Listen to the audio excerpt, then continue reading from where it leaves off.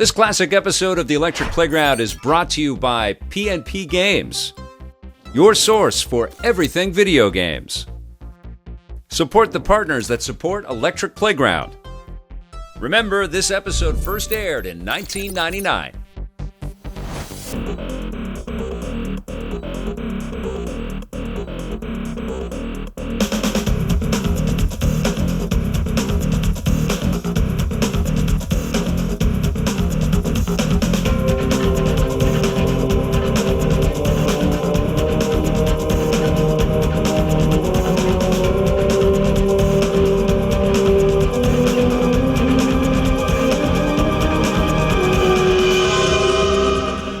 Since I saw Back to the Future 2, I always wanted to ride on one of those hoverboards. Well, now with the game Trickstyle, you can do just that.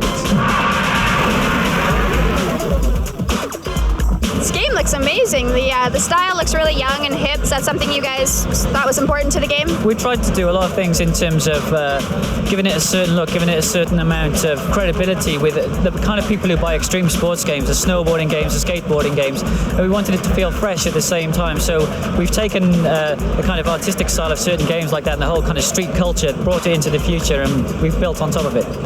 How did you come up with the idea? It was actually the lead artist on the project who came up with the idea from looking at the Silver Surfer comics and things like that, and we thought it'd make a pretty good game. You know, if we could race around a load of cities with a load of characters. We built a game where you get to basically race around the world, go to future London, future Manhattan, and future Tokyo, and just race through the city streets. It looks a little bit like 1080 meets Wipeout. It does take the kind of the physics elements from a game like Wipeout. It's very fast, and you can travel over pretty much any surface. And the whole kind of hardcore gameplay elements of 1080, the whole Nintendo way of doing things, doing them properly, we've taken that over, and we've added our own little bit in there as well. So there's a few things that you can't really do in any other games. You can't do them in Wipeout, you can't do them in 1080. Trickstyle fills the gap. So you can actually do stunts on your boards? Yeah, you can do about 40 or 50 different stunts. Things like backflips and grabs and a lot of snowboarding tricks that people would be expecting to do on this kind of game.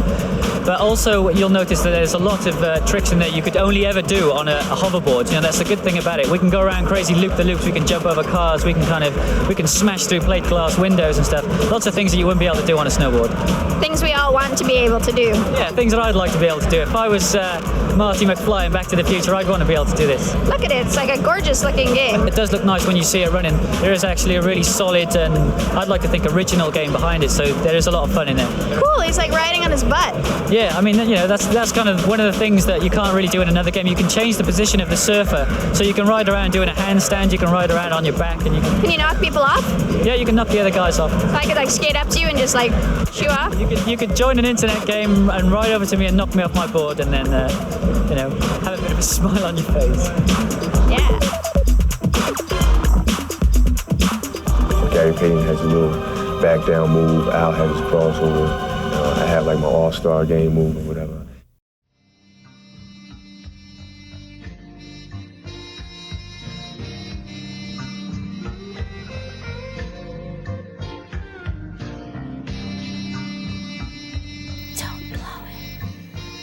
Oh, hey, I'm Lee from PNP Games, and welcome to Don't Blow It, a dating advice segment where I'm also going to show you how to clean your cartridge video games.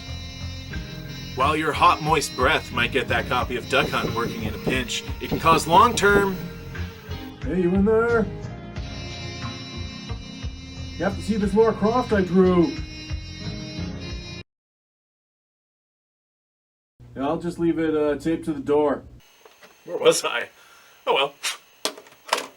Shop PNPGamesOnline.com, join the XP loyalty program, and enjoy free shipping on all your favorite games on orders of $65 Canadian or more.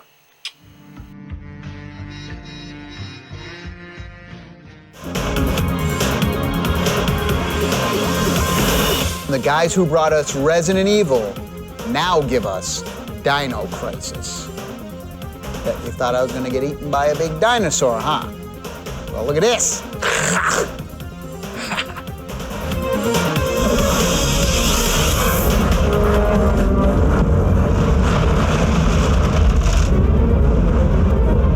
We're here at E399. I'm with Matt Matt Atwood, who's a public relations manager for Capcom. How you doing, Matt? Good, how's it going, Victor? It's going great. Welcome to the craziness. You guys have a bunch of games coming out this year? Huge amount. I'm gonna give you some of the high ones. We've got Dino Crisis for PlayStation. That's Resident Evil guys, right? No, yeah, the same producer as Resident Evil, but it's an entirely different game.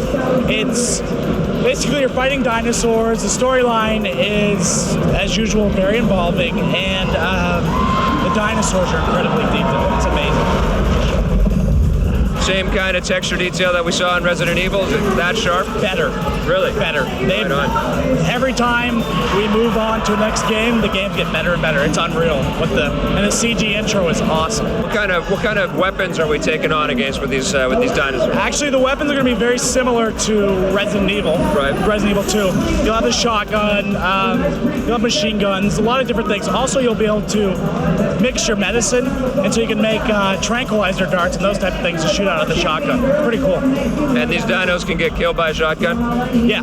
You think a real-life dino would get killed by a shotgun? Well, I'll tell you what they've done in the game, actually. Yeah. Like, for instance, you start with the handgun. Right. And the handgun is very ineffective. Yeah. The shotgun at close range, I mean, I don't know. I haven't met a dinosaur yet. The game has a lot of realism in it. One of the things with Resident Evil is the control was picked on by some people. How's the control on this one? Is it pretty much the same as Resident Evil? Dino Crisis expands on Resident Evil 2's control. You can do a 180-degree turn. You can walk with your gun drawn. A little more action-packed? This game is a lot more action-packed. I mean, zombies, of course, are slower. Dinosaurs come quick. They stalk you. They look at you. It's a great game. A whole bunch of freaky moments where things pop out of nowhere. Yeah. This game has more jump out of the wall than any game we've done so far. How many levels in this one? A lot. I mean, the depth of the game, it's you go back to areas, you come back and forth. All the backgrounds are 3D polygonal, though. Yeah. And so the load times are quicker. Awesome. Thank you very much. Thank you.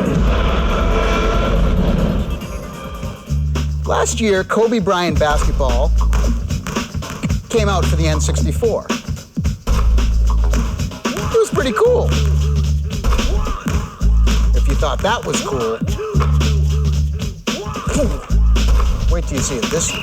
I'm with Umrao Mayer. He's a producer from left field. Works on Kobe Bryant basketball. This year we've got Kobe Bryant 2. Tell me about the game a little bit there, Umrao. It's going to be out on the Nintendo 64, and again, Kobe Bryant's doing our motion capture. We did our shoot with Kobe Bryant, and we have a ton of new animations. It's going to be just an incredible game. What's it like to work with a young talent like Kobe, man? That guy's one of the best players in the league. He's a kid, though. He's only like 19 years old or something. Is he a good guy to work with? Incredible. He's a really incredible guy as far as athletic ability, obviously. Yeah. And he was really helpful in doing all the motions for the game. It's going to make a really great game this year. Everybody has their own little moves. Everybody has a special move. Gary Payton has a little back down move. Al has his crossover. I have like my all-star game move or whatever. It's definitely that. Each player has their own personality. You guys are left field, you big ball players? You guys play basketball? We got some guys that put it up. I love to play myself, and there's some other guys that play as well. So. Even the programmers? I mean, these guys are indoors quite a bit, aren't they? We got a couple guys that are learning about basketball, but what a great way to learn, doing a game with Kobe Bryant. The creative player gives the player an opportunity to create his own guy. And what's cool about that, and what's different from a lot of other games, that you have a chance to grow with that player. If you want to improve his three-point shooting percentage or his accuracy, the more you shoot him, the better you get at it. Let's talk a little bit about the dunking. One thing in the old game that I thought was a problem, and a lot of people did, was it was too hard to dunk in the old Kobe. Yeah. And the new Kobe, you're going to be able to dunk a lot easier, and the dunks you're going to see are just amazing. You got the moves that are coming to the basket, and then you can just throw them down. The arcade mode is more up-pace, more up-tempo, has a lot of flashy moves. Boom dunks, high flying, rim rocking, West Philly, LA type dunk. You know what I mean? It's more showtime. You're going to see some incredible stuff in our new replay cams. I mean, that's where you're going to look at the game and you're going to say, wow. I mean, am I watching an NBA game or am I playing a game? Does left field have season tickets for the Lakers? No, but we've been trying to hook up some tickets, So maybe for Kobe 3. Well, good luck with the game. All right, thanks a lot. Good Can't wait to play it. Nice to meet you. You can have your ball back. All right, take care. Take your ball and go home. All right. Has all the plumbist lines about riding the waves, and he's very, very obscure, very Shakespearean character. Gives an overview of the whole game. Hurry up, the Electric Playground Classic is starting. Be right there, just grabbing a chug juice.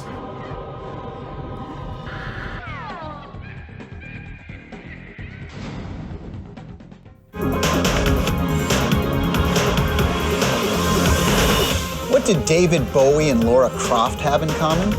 Well, aside from dressing similar, they're both stars of video games from Eidos. Check out David Bowie in Omicron.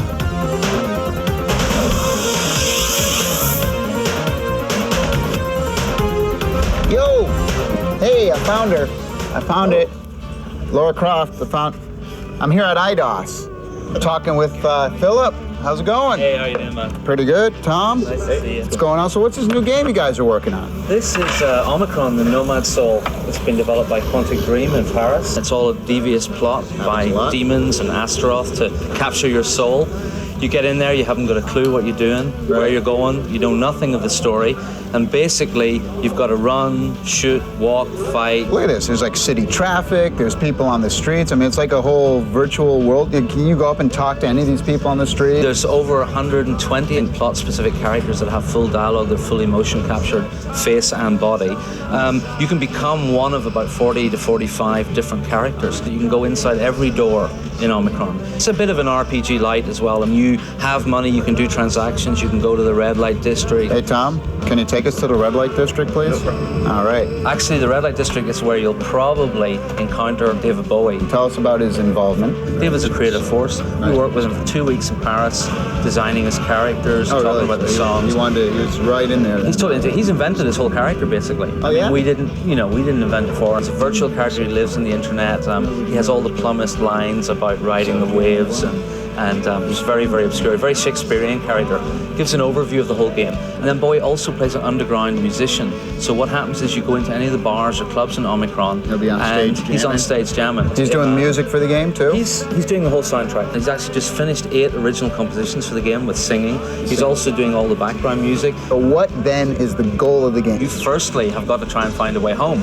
When you're in there trying to get the hell out of there, the revolutionaries come because they see in you some kind of power. You're the nomad soul. They ask for your help. You could say no and go off and read a magazine in the toilet or go spend all day in the shops. But actually, if you choose to accept the dangers and the missions and whatever, then they guide you through that. You play this first character, this policeman. He has a wife, he has a life, he has missions to go on, he has a home to go to. Now, it's amazing the way her face is moving as she's talking, like her eyes and cheeks and things. You motion captured facial movements? Totally motion captured from the neck up, and then basically with their body movements. Quantic Dream actually employ 3 world champion jiu-jitsu guys.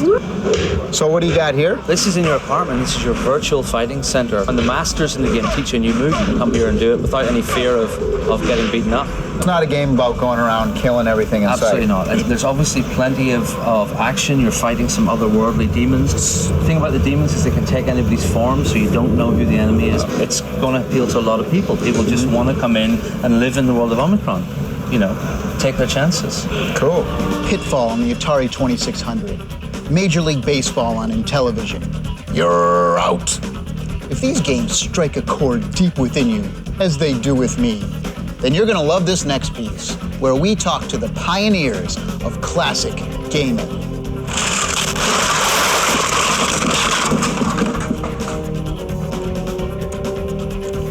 I am here with one of the original programmers from Intellivision. Was it a good experience? It was fantastic. It was like working in a college dorm. Mattel wasn't sure that this video game thing was really going to last, so they just kind of hired people right out of college. They got them cheap, no experience, threw them into whatever spare rooms they had around Mattel and said, well, do something. And within a year, people were investing around the world based on what a bunch of crazy 20-year-olds were doing at Mattel.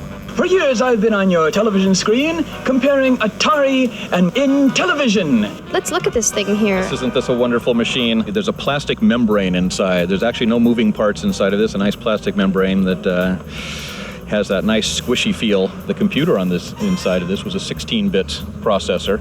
Wow, that was high tech. Right, with the games in the late 80s, the Nintendo, when it first came out, was 8-bit.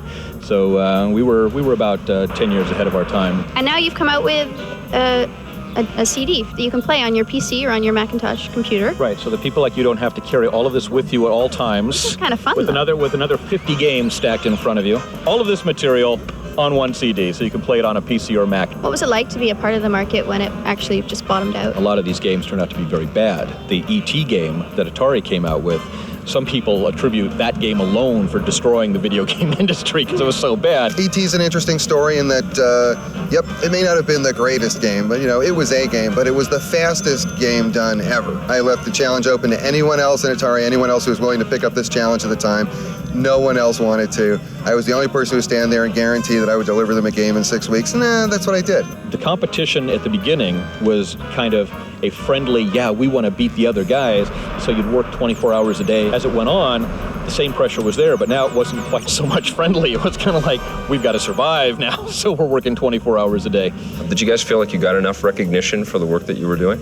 Oh, sure. With Pitfall and its success, 3.5 million units, when the company decided to tag my name in the commercial credit, I knew that it had gone to another level. MTV came out, which initially just showed videos 24 hours a day with very few commercials, and kids stopped using their TVs to play video games and started watching videos all day long. Atari got out of the business, Coleco got out of the business, Mattel got out of the business, and the only person who stayed in was the former marketing director at Mattel. He's the one who kept Intellivision going through the 80s. In 1985 and 1986, Intellivision was the only game system still being sold in the United States. It's true what they say. Diamond is a gamer's best friend. Diamond is forever, forever, forever. Oh, good shot. We'll let So that go. I'm here with Todd from Diamond Multimedia, just playing a little pool, hanging out at his offices, working hard, as you can see. Why don't you talk a little bit about the stealth card? We have a new stealth product targeted at the casual gamer. I see, I'm missing all this here. I saw that. We are here with the Diamond people who make this cool thing called the Rio. You can download up to an hour's worth of MP3 files from the internet or from your computer. And the cool thing is there's no moving parts. So that you can jam and shake and do all your stuff with it. And there's no moving parts. It never skips. Great performance, all the 3D feature sets that the new games are coming out with. Games that are on the marketplace are going to be coming out to the marketplace. And all of our new graphic cards, new Viper, new Stealth support not only the existing games that are on the marketplace, but take advantage of all the new 3D features that are coming out with the new games. You're making this too easy for me. I think I was solid at one point, wasn't I? Oh, see, look, she's still going for the win. So Diamond as a company has a lot of competition. People like Creative Labs, ATI. How do you differentiate yourself in the marketplace? So we kind of pride ourselves on putting out products that are leading edge, kind of cutting the envelope as far as performance goes. Why don't you tell me a little bit about the day-to-day working? Well, thanks for your time, and Great, thanks for the game. Still works. It's the best one I've ever seen in this genre. Now, that being said, I freaking hate these kind of games. Oh my God.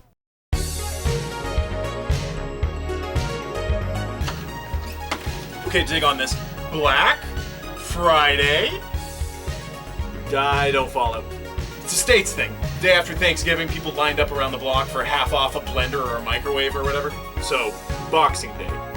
Yeah, like Boxing Day, but like an extra Boxing Day that's a month earlier and way more aggressive. Like we're talking, there's a death toll. Working retail really perverts the spirit of the holidays, doesn't it? Yikes. I'm gonna put 1,000 items on sale for Black Friday. PMPGamesOnline.com. PMPGamesOnline.com. PMPGamesOnline.com. PMPGamesOnline.com.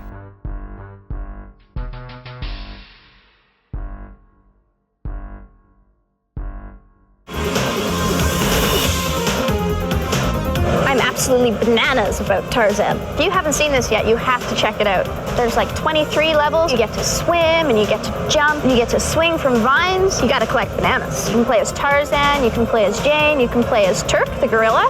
The animation in this game is absolutely fantastic. The last time I was in the jungle, I was picking bananas. As you can see, I'm quite good at that. If you're a jungle fan, you're gonna love this game. Lots of really cool jungly kind of music, the cinematic feel. Tarzan has really taken advantage of in this game. You also have a couple of really cool new modes. There's hide-and-seek mode that you play with your friends where you pick a character and then you hide them somewhere in the game. There's a paint and print. You can choose little icons and backgrounds and then print them off on your Game Boy printer. 7 bananas out of 10 for Tarzan.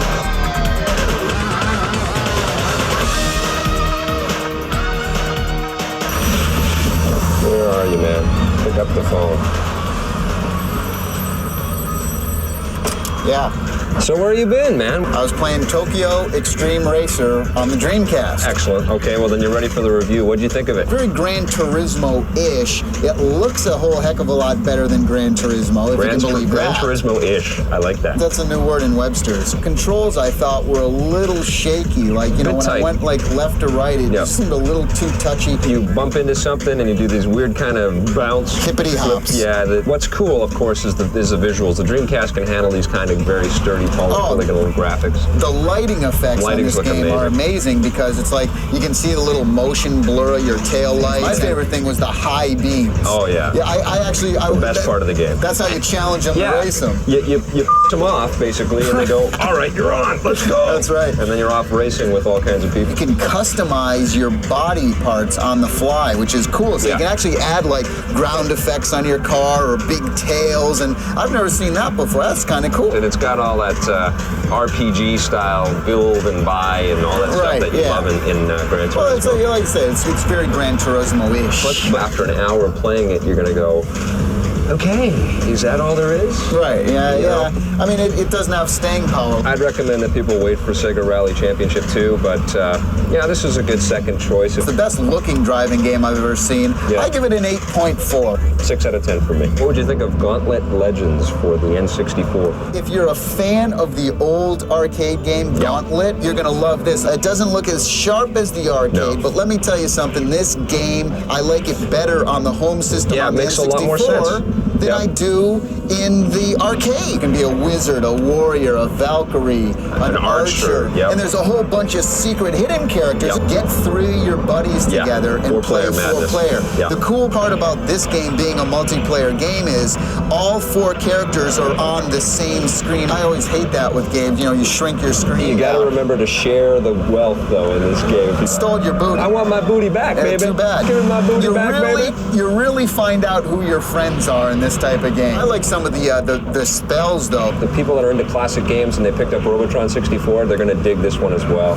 You know what I thought was cool about it, too, is the way the levels were laid out, because there is a lot of spells and a lot of things, but don't be overwhelmed by it. It really has a really nice learning curve. You also pop up little windows that tell you how to do things properly, and they encourage you. And I was really surprised. I didn't think I was going to like this game, but boy, I tell you what, it's my favorite game this week. Wow. Yeah, I'd give it an 8 out of 10. I give it an 8.9. 8.9. Really 8.9. What did you think of Sled Storm for the PlayStation? Here's another great game. Another sleeper. Killer game. It's snowmobile racing. I couldn't believe it. The engine on this is amazing. When I first heard that they were doing a snowmobile racing game, it felt like, okay, EA Sports is just like trying to corner the market on every sport. Anytime, like, there's going to be like an EA Sports snowshoe racing or something. It's fast. The animations and the graphics are not choppy whatsoever. You really get a sense of, you know, Engine it just looks great. Solid. It's easy to control. The tracks are not restricting whatsoever. You got really cool weather effects. I got snowmobiles flying over my head. Yeah, that's the coolest. The replays are awesome too, because you can see where everybody's twisting and turning and taking their own tracks. And you can really go anywhere, you know?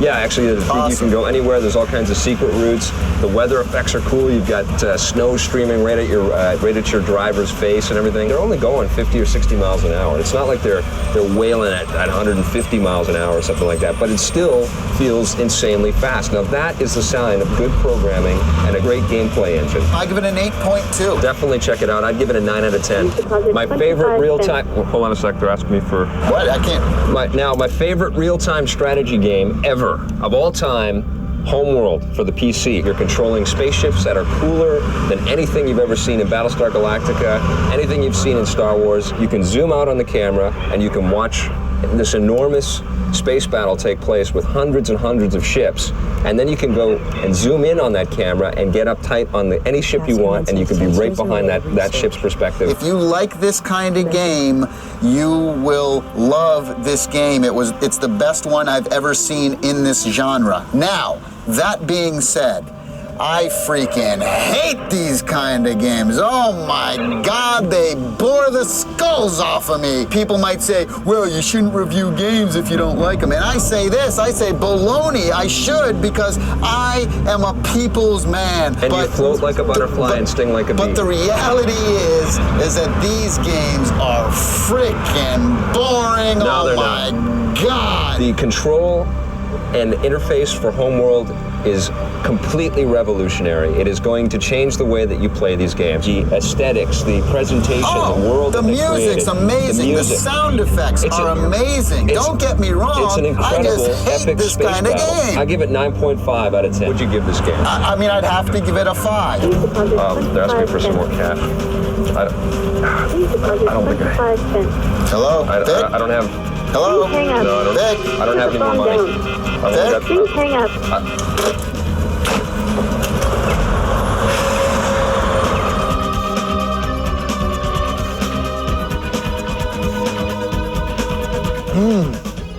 That did my body good.